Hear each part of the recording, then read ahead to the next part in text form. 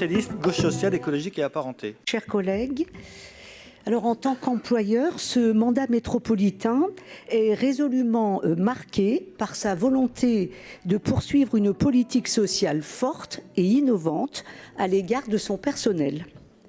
Socialement forte, avec des actions conséquentes pour augmenter le pouvoir d'achat, comme la prime inflation, pour renforcer la santé et la protection sociale, comme l'augmentation de la participation de la métropole aux mutuelles, ou encore pour réduire les inégalités, comme la transformation de nombreux postes de catégorie C en catégorie B. Innovante, avec pour exemple la mise en place d'un plan d'action sur les conditions de qualité de vie au travail, le guide du temps de travail, le congé de solidarité familiale pour les aidants, la prime Ségur, le dispositif Ma santé, mon budget, ou encore la plateforme de lutte contre les discriminations et le harcèlement. Alors aujourd'hui, ce sont deux grandes mesures qui viennent compléter l'ensemble de ces nouveautés. La pérennisation de la semaine de 4 jours, approuvée par 93% des agents, cette meilleure organisation du temps de travail et du temps de vie accorde un réel temps de respiration pour des activités personnelles, permettant ainsi d'améliorer la qualité de vie. Ce qui se traduit en effet d'ores et déjà positif, puisque nous enregistrons la fatigabilité à une baisse de la fatigabilité de moins 60%.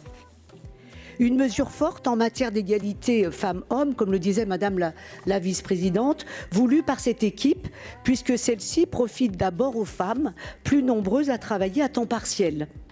Un dispositif qui leur permet aujourd'hui de bénéficier d'un revenu supplémentaire, car elles sont considérées à temps plein, des dépenses de déplacement, trajet, travail moindres, mais surtout à long terme, l'obtention d'une retraite à taux plein. Et ce n'est pas banal. La pérennisation du dispositif PEPS, Programme Équilibre Physique et Santé, quant à lui, offre la possibilité pour chaque agent de pratiquer une activité physique sur le site de travail pendant la pause méridienne ou en fin de journée, dans des salles de réunion, l'ancien restaurant officiel ou encore dans des subdivisions de MDM animées par des intervenants diplômés.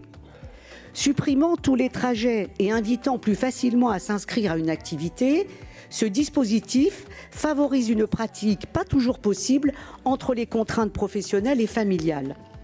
97% des agents sont satisfaits et souhaitent pérenniser ce dispositif, principalement pour l'articulation des temps de vie qu'il procure, la possibilité de concilier famille, temps libre et travail, l'amélioration du quotidien lié aux horaires équilibrés. En se dégageant de Lyon Sport Métropole au profit de PEPS, la métropole a permis d'une part à près de 1200 agents de pratiquer une activité sportive contre 250 agents auparavant. D'autre part, elle a réalisé une économie substantielle puisque la dépense du PEPS est évaluée à 150 000 € par an, correspondant à 116 € par agent, alors que l'ancienne proposition coûtait 250 000 € par an, 250 € par agent.